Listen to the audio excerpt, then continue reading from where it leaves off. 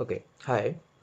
In the next couple of videos, three to be exact, I'm going to be talking about some Matlab commands which mostly revolve around processes on matrices. So for the first video, what I'm going to do is I'm going to teach you how to create a matrix and how to modify it. So let's say for the first matrix, I want to create a matrix by the name A. So I'll put A is equals to the third bracket or the square brackets and open the bracket. Now what you need to understand is the way to input the values of a matrix into MATLAB is you go through a row by row format. You put in one row, then you put on the second row, then you put in the third row. So, and you separate all the elements of a single row by using commas. So let's say I want to create a matrix which has four elements in its first row, 3, 1, 2, 5. So you would put in 3 the first element, comma 1 the second element, comma 3, 1, 2, comma 5. There's your first row. Now when you move on to the second row you use a semicolon, then you put in the second row, let's say, which would be 1 comma 2 comma minus 1 comma 2. Moving on to the third row, 4 comma 3 comma 1 comma 7.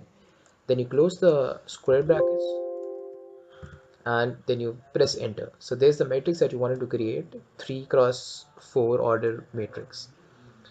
Now let's move on to the printing part where you want to get where you want to get an output for some input that you've already given. So the values of matrix A have been embedded into the system. Now I want to print the second row. Let's say I want to print the second row. So the command to do that is you put in your own row, your matrix A, the first bracket, and then you put in second 2 for second row, comma, a colon. Now what a colon, and then you finish it with the first bracket.